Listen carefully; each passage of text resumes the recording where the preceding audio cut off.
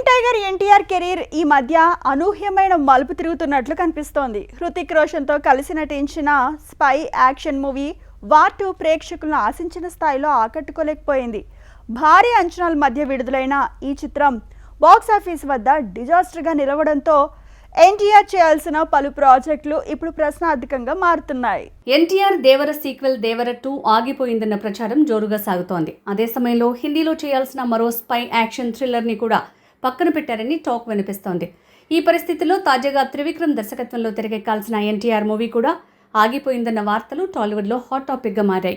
అరవింద సమేత వీరరాఘవ తర్వాత ఎన్టీఆర్ త్రివిక్రమ్ కాంబినేషన్లో మరో సినిమా ఉంటుందని అప్పట్లో భారీ అంచనాలు ఏర్పడ్డాయి.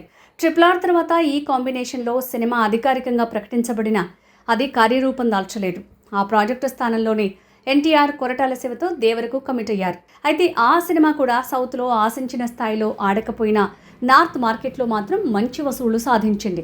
తర్వాత ఎన్టీఆర్ త్రివిక్రమ్ మళ్లీ కలవబోతున్నారని, ఈసారి మైథలాజికల్ కథతో సినిమా రూపొందించనున్నారని ప్రచారం జరిగింది. ఇప్పటి వరకు ఎవరూ చూపించని ఓ కొత్త కథను తెరకెక్కించబోతున్నారని, త్రివిక్రమ్ రైటింగ్ వేరే లెవెల్లో ఉంటుందని నిర్మాత నాగవంశీ స్వయంగా చెప్పారు. కానీ ఈ ప్రాజెక్టు పట్టాలెక్కేనా లేదా అనే సందేహమైతే ఉంది. ఎన్టీఆర్ చేయాల్సిన ఈ మైథలాజికల్ మూవీ ఇప్పుడు అల్లు అర్జున్ వద్దకు వెళ్ళిందన్న టాక్ ఇండస్ట్రీలో చక్కర్లు కొడుతోంది.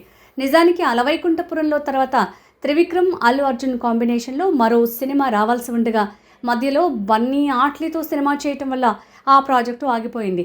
ఇప్పుడు మాత్రం త్రివిక్రమ్ తిరిగి బన్నీతోనే సినిమా చేయడానికి రెడీ అయ్యారని, అదే మైథలాజికల్ కథకు అల్లు అర్జున్ గ్రీన్ సిగ్నల్ ఇచ్చారని సమాచారం.